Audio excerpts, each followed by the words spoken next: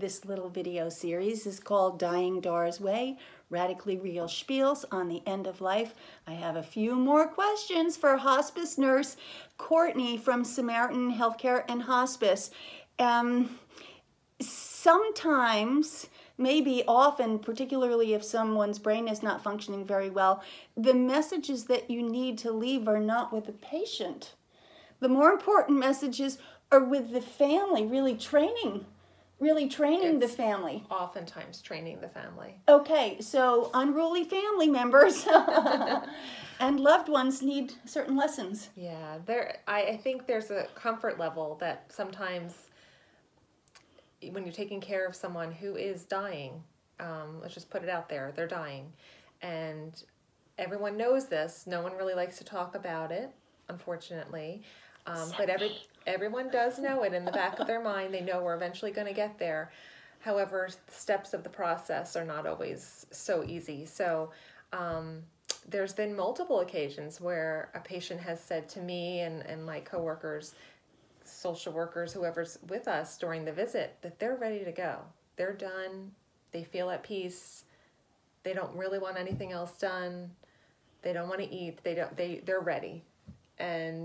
But they don't say those words to their loved one. I don't know if they're afraid of what that would bring out in the caregiver, family member, whoever it is, but that they're ready to go. So they kind of send that message to me. Okay, this makes me a little bit sad.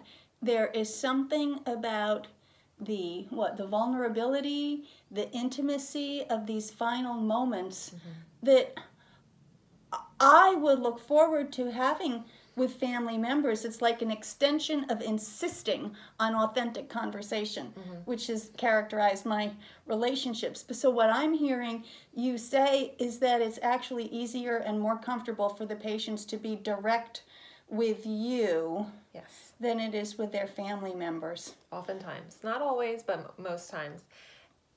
And to flip that, it's also oftentimes we'll see a loved one, a patient rather, laying in a bed, taking their last few days, last hours, and family members might look and say, what are they waiting for? Like, because now it's lingering. Now it's... You mean, why aren't they letting go? Why aren't they letting go? And we'll often say, well, number one, is there anyone they're waiting for? Even if they're not able to speak, they could be waiting to finalize something. Is there anyone they could be waiting to hear from? And sometimes it may be that caregiver has not left vigil. The caregiver that's been involved from day one is right there bedside.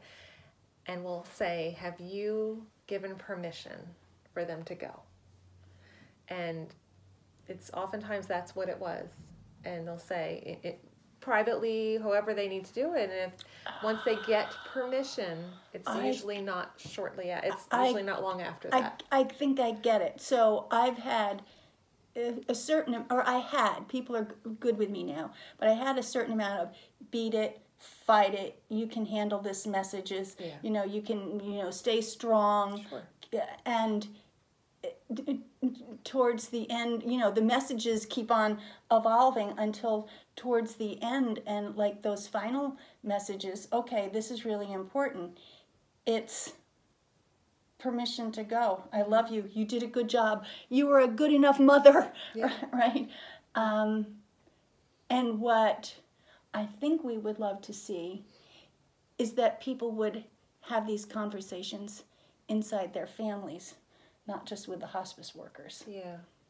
Okay. Yeah, I agree. Thank you.